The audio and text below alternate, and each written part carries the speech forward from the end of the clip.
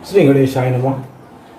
मित्रों, ज्योतिष क्लास सीखें में आपका स्वागत है। भक्ति सुधा साधना चैनल के माध्यम से आपको ज्योतिष सिखाने का प्रयास किया जा रहा है। यदि आप ज्योतिष सीखना चाहते हैं और अपनी कुंडली के अलावा भी किसी दूसरे की कुंडली को आप बड़े आराम से देख सकते हैं,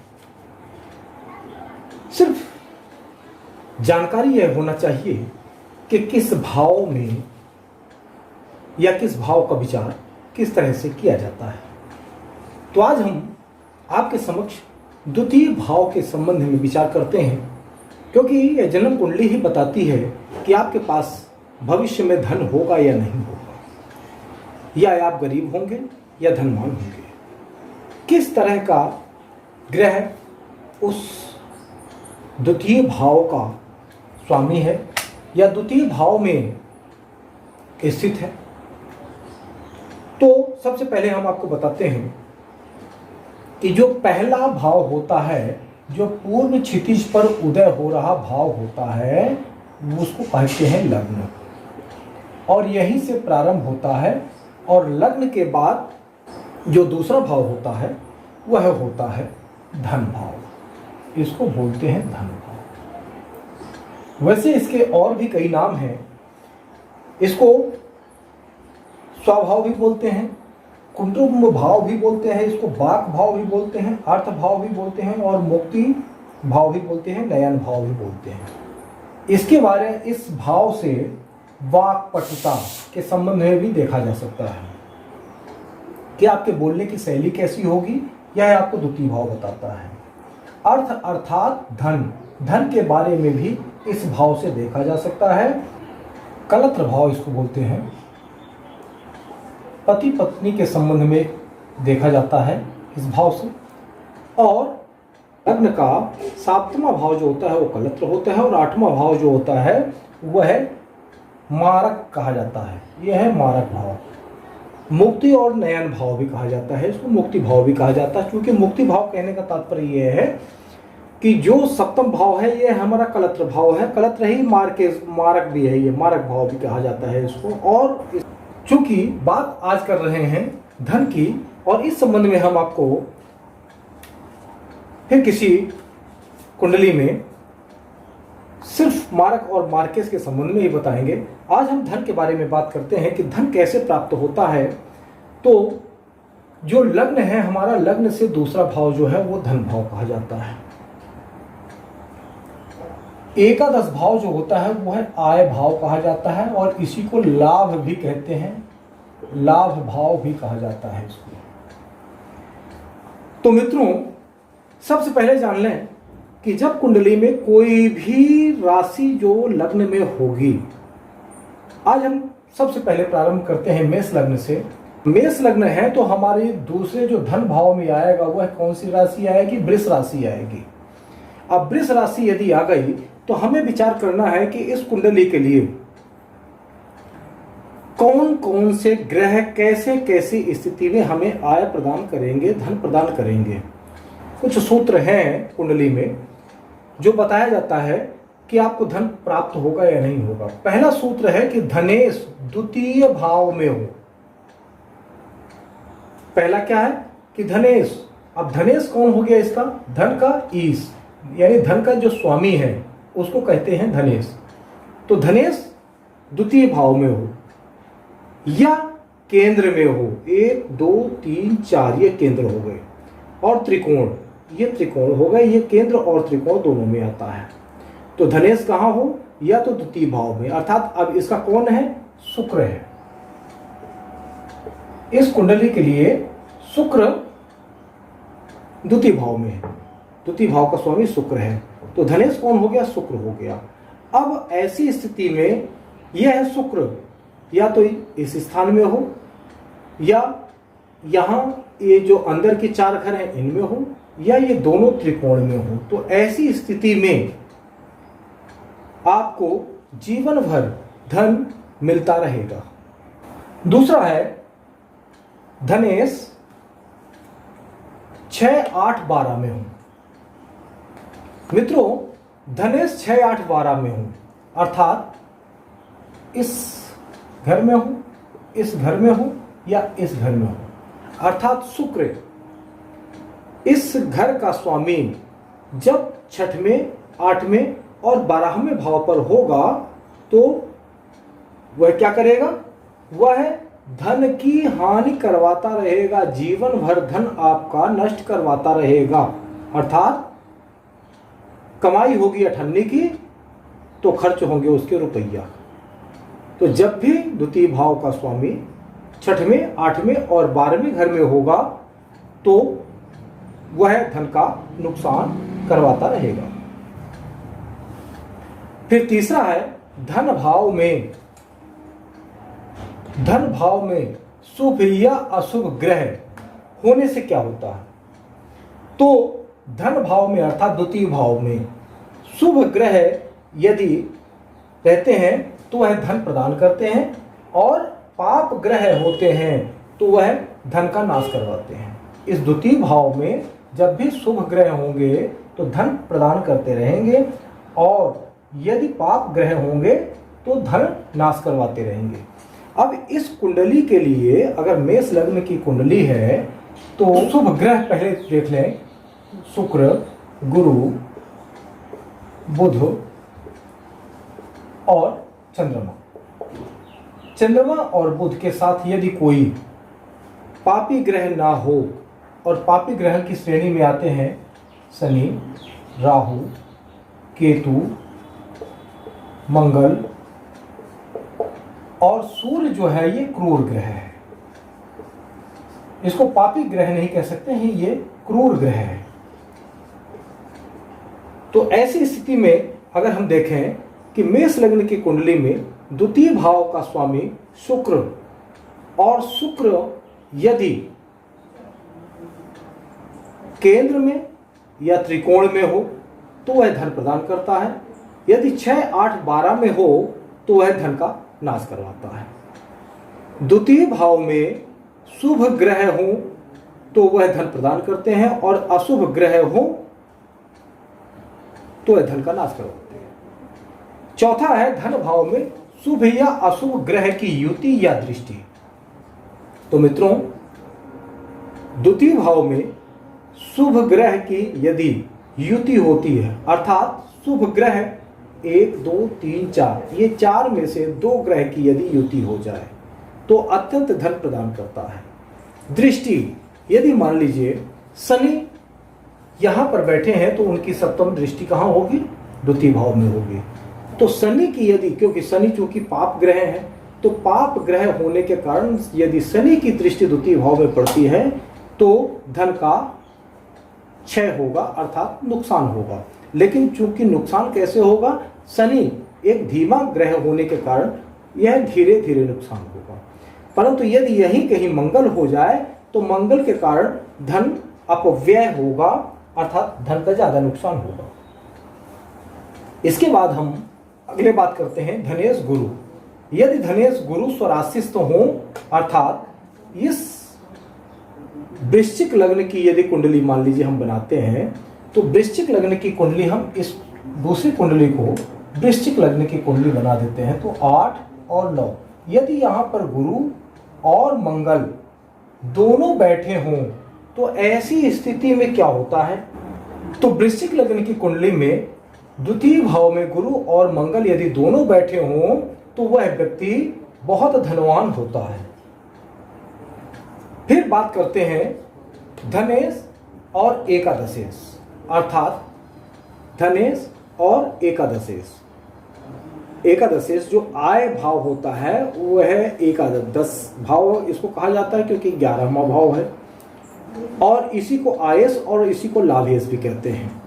यदि धनेश और लाभेश दोनों में स्थान परिवर्तन हो, अर्थात एक दूसरे के घर में बैठे हों, तो वह व्यक्ति बहुत ज्यादा धनवान होता है। और दोनों या तो केंद्र और त्रिकोण में बैठे हों। धनेश और लाभेश दोनों या तो केंद्र में बैठे हों या त्रिकोण में बैठे हों, या एक केंद्र में बैठा हो एक त्रिकोण में हो, लेकिन दोनों एक दूसरे से चतुर्थ या पंचम या नवम की स्थिति में हो, यानी नौवें भाव में हो। जैसे एक यहां बैठा हो तो दूसरा यहां बैठा हो, यदि एक यहां बैठा हो तो दूसरा यहां बैठा हो, और यदि एक यहां बैठा हो और दूसरा यहां बैठा हो तो यह छठे में पहुंच जाएगा, तो वह शुभता उसकी कम हो जाएगी। जैसे 1 2 3 4 5 और 6 ये छठवें भाव में पहुंच जाएगा, तो ऐसे में उसकी शुभता जो होती है वह कम हो जाती है, लेकिन ये अपना कार्य अवश्य करेंगे।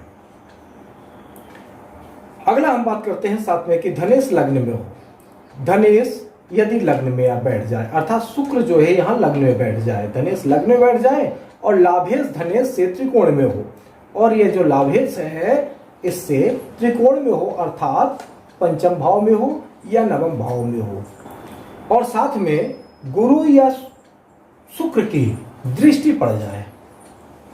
मान लीजिए शुक्र लग्न में बैठ गए और शनि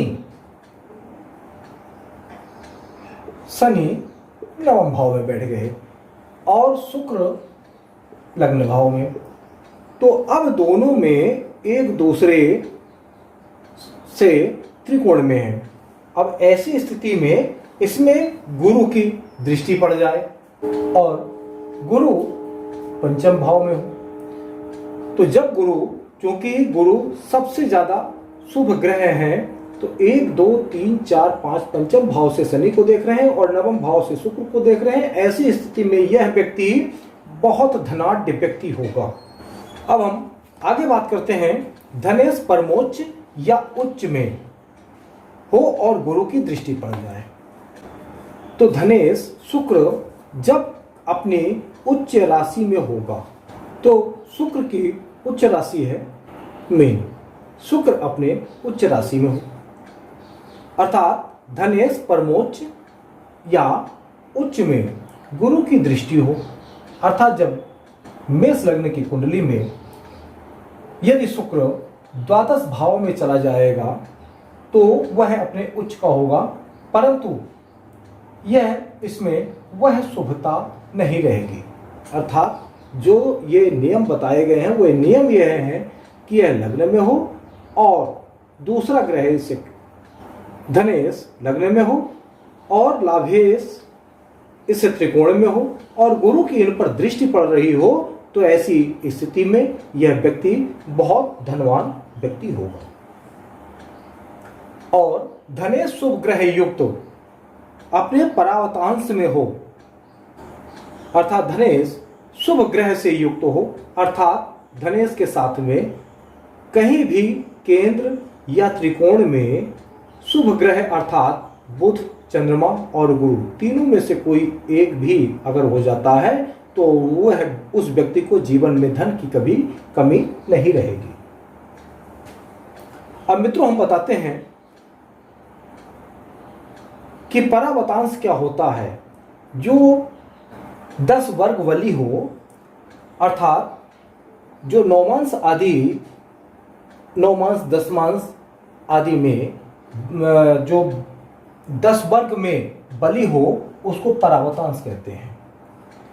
और तो उसके घर में सारी संपत्तियां स्वयं चलकर आती हैं। यदि धनेश शुभ ग्रह से युक्त हो, मान लीजिए यहां पर धनेश बैठ जाए, तो ऐसी स्थिति में इस व्यक्ति के घर में स्वयं ही लक्ष्मी चलकर आती हैं, इसको ज्यादा परेशानी नहीं मोल लेना पड़ता। तो आपने अभी देखा कि धनेश की शुभ कार्य अर्थात धनेश के कारण धन कैसे प्राप्त होगा। यदि धनेश द्वितीय भाव में हो, केंद्र या त्रिकोण में हो, धन भाव में अर्थात इस भाव में शुभ या अशुभ ग्रह, शुभ ग्रह की दृष्टि हो तो धन प्राप्त होता है, अशुभ ग्रह की दृष्टि हो तो धन से वह हमेशा परेशान रहता है। धन भाव में यदि शुभ ग्रह की युति हो, अर्थात इस भाव में शुभ ग्रह बैठे हो तो धन प्राप्त होता है, और यदि अशुभ ग्रह की युति या दृष्टि हो, अर्थात इसको देख भी रहे हो, तो धन में हमेशा परेशानी बनी रहती है। धनेश गुरु स्वराशिष तो हो धनेश गुरु यदि स्वराशि हो, उसके साथ मंगल बैठा हो तो धन प्राप्त होता है। धनेश परम उच्च में हो, अपने उच्च राशि पर हो, तो जैसे मान लीजिए ये 8 है, 9, 10, 11 और ये 12, यहाँ पर शुक्र बैठे हो, तो ऐसी स्थिति में तो यहीं पर गुरु बैठ जाए तो बहुत सारा धन प्रदान करता है। तो अब हम आपको बताते हैं कि धन हानि योग कैसे बनता है। तो धन हानि योग यदि मान लीजिए इस कुंडली में वृष लग्न है और मिथुन राशि जो है द्वितीय भाव में है, तो इस धन भाव का स्वामी कौन हुआ? बुध हुआ। इसमें शुक्र थे पहले कुंडली में, दूसरे में बुध हुए। अब धन भाव के जो स्वामी है अर्थात धनेश है, वो 6वें भाव में बैठ जाए, बुध यहां पर बैठ जाए और लाभेश के साथ स्थित हो जाए, अर्थात गुरु यहां पर बैठ जाए। धन व लाभ भाव में पाप ग्रहों की युति या दृष्टि हो जाए, तो ऐसी स्थिति में यह व्यक्ति जीवन भर कंगाल रहेगा, जीवन भर कंगाली में इसे अपना जीवन गुजारना पड़ेगा। अब हम बात करते हैं धनेश लाभेश 6, 8, 12 में स्थित है। तो हमने आपको पहले ही बताया कि धनेश या लाभेश 6, 8 और 12वें भाव में हो तो वह व्यक्ति जीवन भर परेशान रहता है, इसकी हमेशा धन हानि होती रहती है। और मंगल एकादश स्थान में व राहु द्वितीय स्थान में हो तो राजा के दंड के कारण, अर्थात मंगल जो होता है वह अगर एकादश भाव में हो, चाहे यहाँ किसी भी राशि में वह एकादश भाव में हो और राहु द्वितीय भाव में हो, तो ऐसा व्यक्ति राजा के दंड के कारण इस व्यक्ति की धन हानि होती रहती है। अब हम बात करते हैं अगले सूत्र की।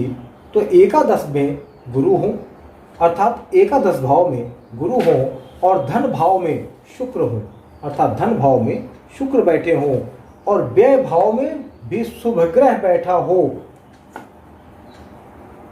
तो मान लीजिए एकादश भाव में गुरु बैठे हो, धन भाव में शुक्र बैठे हो और व्यय भाव में शुभ ग्रह हो और यहां पर चंद्रमा, तो ऐसे व्यक्ति की जीवन में हमेशा उसका धन शुभ कार्यों में और धार्मिक कार्यों में हमेशा खर्च होता रहता है, व्यय होता रहता है। अब हम बात करते हैं अगले सूत्र की। अगला सूत्र है धनेश और लाभेश दोनों 6वें भाव में, अर्थात धनेश और लाभेश इस भाव का स्वामी और इस भाव का स्वामी दोनों 6वें भाव में बैठे हों तो यहां से उनकी दृष्टि द्वादश भाव में पड़ेगी, तो हमेशा इस व्यक्ति के जीवन में भी धार्मिक कार्यों में हमेशा वह धन खर्च करता रहेगा। तो मित्रों, आज आपने जाना कि आपके जीवन में धन रहेगा या नहीं रहेगा, आप जीवन में कंगाली में अपना जीवन काटेंगे या धनवान होकर के अपना जीवन काटेंगे। इस तरह से इन सूत्रों के माध्यम से बड़ी आसानी के साथ में जाना जा सकता है।